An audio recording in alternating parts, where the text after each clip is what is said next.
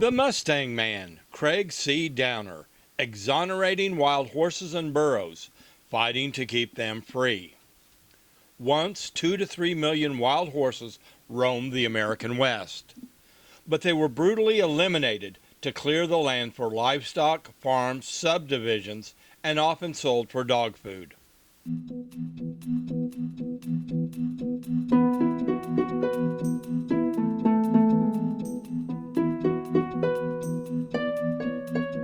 Wild horses and burros continue to be cruelly eradicated. Their powerful enemies unjustly blame them as misfits. But conservation biologists have classified them as Keystone Species, which are critically important to the regeneration of our Earth. 50,000 horses and burros are in government BLM corrals, costing taxpayers millions of dollars. They now await an uncertain fate of a possible cruel slaughter.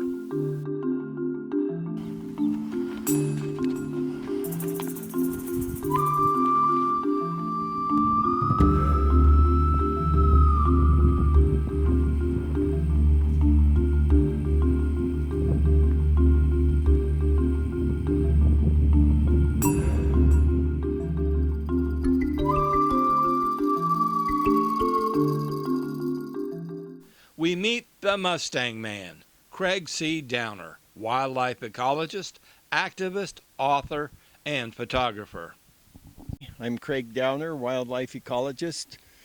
We're here in the Montgomery Pass Wild Horse Territory, part of the Inyo National Forest and BLM lands. We just saw 2 black horses that were sunning themselves over on the east side. And it's a real thrill to be here in the Montgomery Pass Wild Horse Territory on the Nevada-California border. We're going to explore so much about this unique herd, which is self-stabilizing. There's also a lot of pumas in here, and they do control the population to a great degree, but it's not just the pumas who control the population. Once the horses have filled their ecological niche, they tend to self-stabilize. And that's wonderful to see the natural harmony and self-stabilization. We're looking at Boundary Peak, which is the highest peak in Nevada. It's over 13,000 feet. It's in the White Mountains. That's where the famous ancient Bristlecone pines, it could be 8, 9, 10,000 years old, are found. It's a really magical place here. And it's our hope that you will take a lifetime interest and really get to know some of these herds, perhaps this one or one near where you live.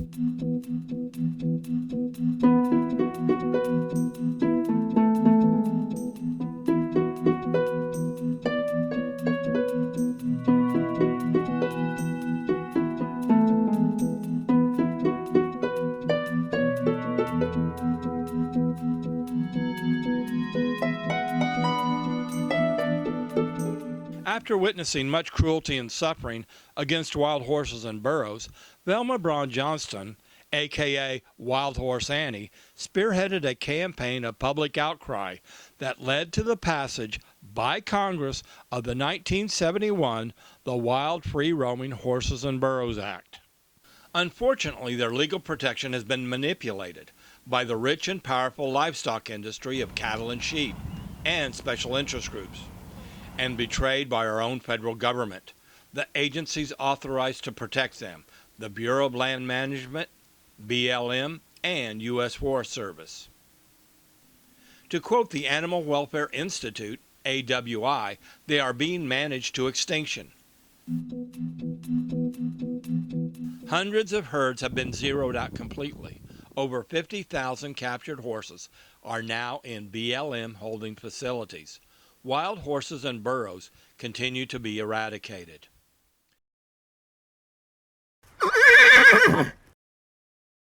Wild horses and burros have a positive effect on the ecosystem. They help build more nutritious soils because their droppings are not as degraded as ruminants, and they contribute more humus, which makes the soils more nutritious, nutrient-rich, and more moisture absorbing and retaining. Equids have a different type of digestive system, which helps many types of plants and animals. Their droppings enrich the soil and contribute to the food web. Their droppings also sequester or store more carbon, which combats global climate change. They seed more intact seeds of a greater variety of plants. And in societies where there isn't this negative prejudice, they're actually used to restore ecosystems. And they also prevent catastrophic wildfires because they move around a lot and they reduce the vegetation, which later in the hot season becomes dry, flammable. They are the perfect reducers because of their digestive system and their great mobility. So they have enormous effects, and they could greatly help prevent all these terrible catastrophic wildfires, which are such a threat to humanity and to ecosystems, and they should be deployed. There should be many more of them. Benefits of wild horses and burros. They're classified as Keystone Species. They prevent catastrophic megafires. They produce vital humus for the soil. They find and dig water wells for themselves and other animals. They break frozen ice for drinking for themselves and other animals. They blaze trails in wilderness areas, and again for themselves and other animals.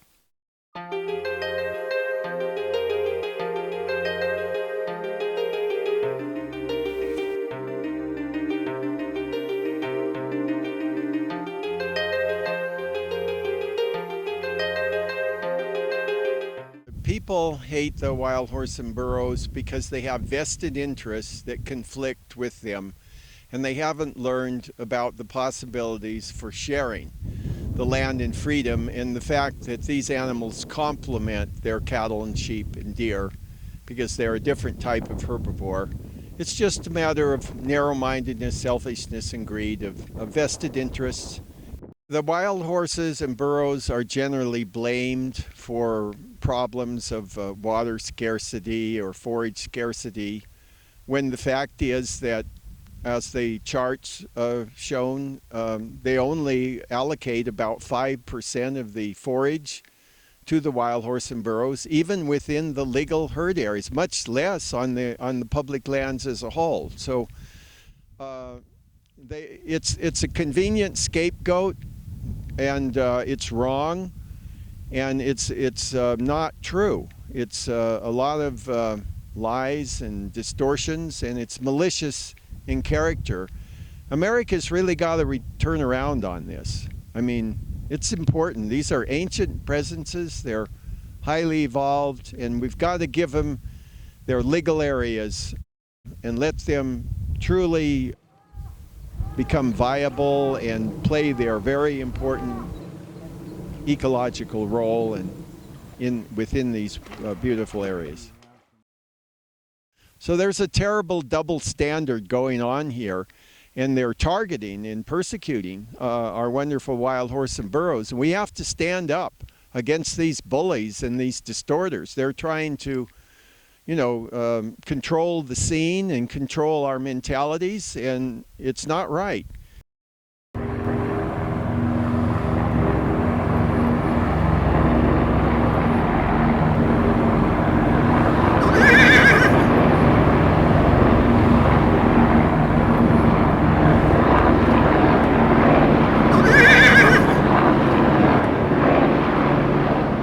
And another thing is when they go in and gut the herds and they disrupt the mature social units, then you don't have the structure and the elders to repress the reproduction while they educate them on ways of survival. Roundups disrupt their social structures and actually increase their reproduction rates by upsetting nature's balance, as well as decimating a large percentage of wild horses and burros. It's totally wrong and it's totally contrary to the true and core intent of the Wild Free Roaming Horse and Burros Act. Horses and burros dig out water sources. They sniff them out. They can smell them from 5 miles away, and they can go in, and if it's subterranean, they can paw down to the water, and that actually helps many other plants and animals survive. They help many plants and animals by going and sniffing out water and digging out what he calls wells, and he has videos that are he's filmed of that happening. Using motion detecting cameras, Eric Lundgren from Arizona State University has documented burros dig water wells for themselves and 13 different species of animals, including domestic cattle. Also, cottonwood and willow trees germinate from these wells. This changes our paradigm of burros in our ecological communities.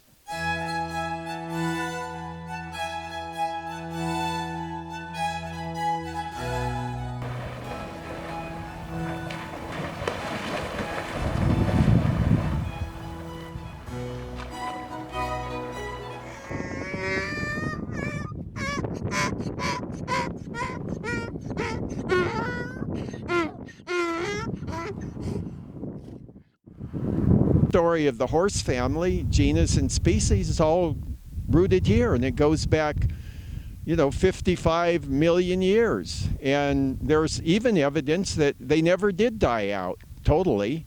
And also there's petroglyphs that and geoglyphs that indicate horses were here, and the Native Americans knew about them. They're very horse-like. And there's records of early peoples that observed in North America. They know that the Chinese came over way before Columbus, and they reported in the land of Fusang. They reported horses. They said, we saw horses there. And there's just so many lines of evidence. So this is an awesome history. The horse is about as native as you can come. It's so deeply rooted here.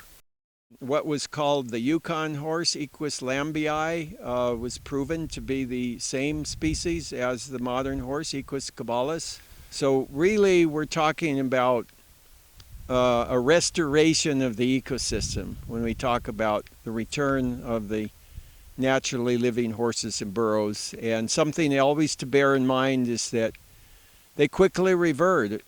Just a few generations and they're back in the swing of things as far as their place in the natural world and complementing the plants and animals, seeding many diverse species, building the soils, and so benefiting even the deer and the bison and the elk and many birds and reptiles and insects.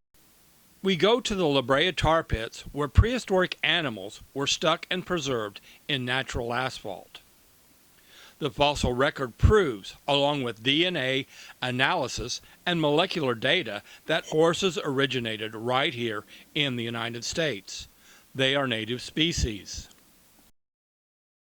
The earliest horse fossils are from North America. We do find fossils of horses or different types of horses here at the La Brea tar pit, so we do have evidence of horses being here in the Ice Age. The wild horse and burro enemies will often claim there are no natural predators of the wild horse and burros, and that is a total untruth. The mountain lions are big predators of these wild horses. Right here in the Montgomery Pass herd, they have kept been a major factor in stabilizing the herd, and and practically all people who are educated or have lived and observed around here carefully admit that. Also, bears are known to attack and dispatch the naturally living horses, and wolves will, certainly, in their packs particularly. They're a formidable natural enemy. And as I say, you know, it's typical that around half or more, sometimes 75% of the newborn will be killed before they reach 1 year of age. And coyotes will take them too. And then there's factors such as rattlesnakes biting horses in the nose.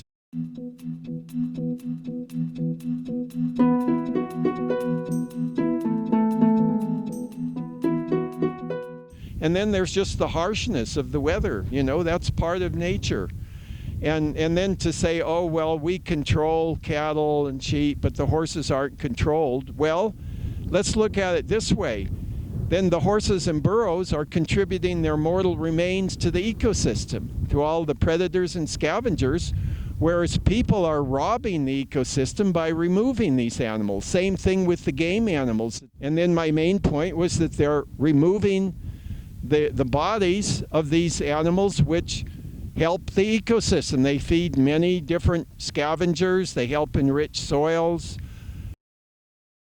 the predatory animals, you know, there's just a lot of deliberate blindness here.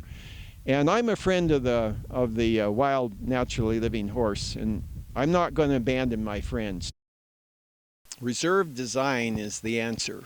It's the true fulfillment of the intent of the Wild Free Roaming Horse and Burros Act. It's natural, and it allows for the natural self-stabilization of the wild horse and burro populations. It involves designing a reserve correctly and really defending it and allowing the horses or the burros to fill their ecological niche within an area. And they're just all around wonderful presences, and people enjoy being around them. They enjoy observing them, photographing them, painting them, listening to them, studying their habits. They're just ancient, very wise presences who have done so much for mankind, but their true long-lasting place is in the natural world, where they do the most good.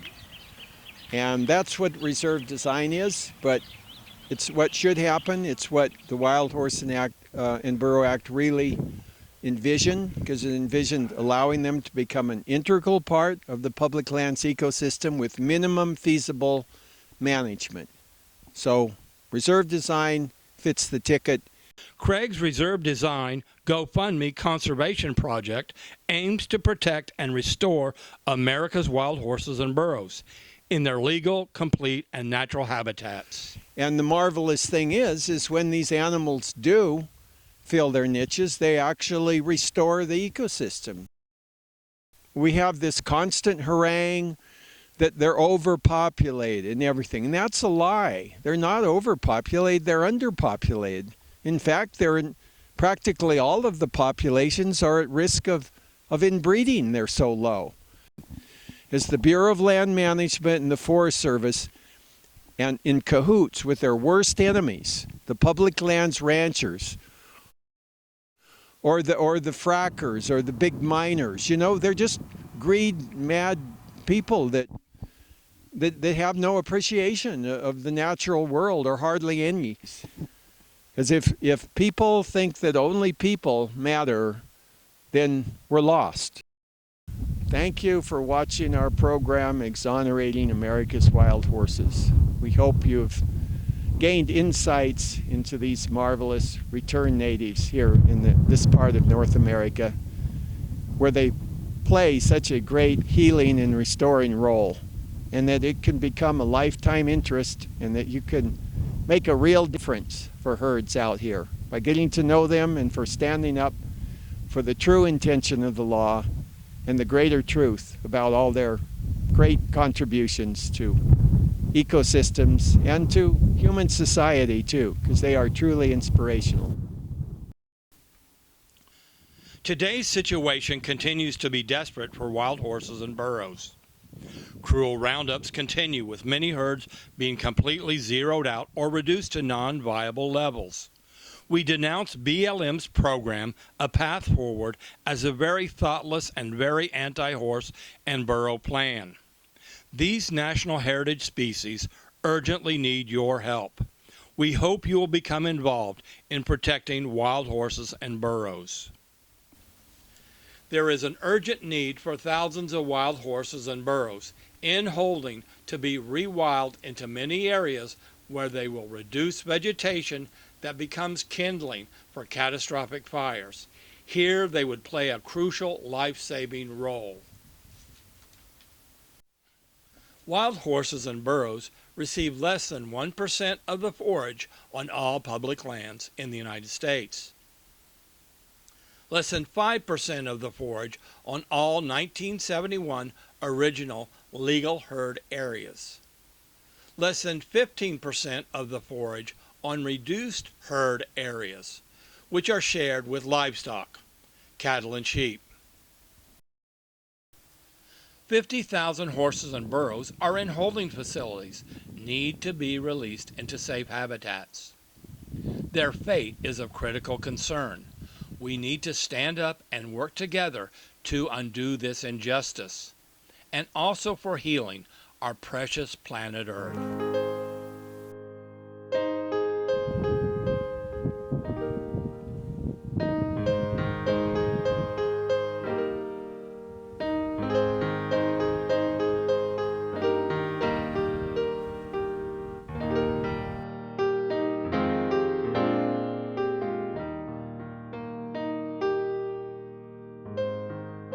Please contact us at The Wild Horse Conspiracy. Attention Craig Downer at P.O. Box 456, Minden, Nevada 89423-0456.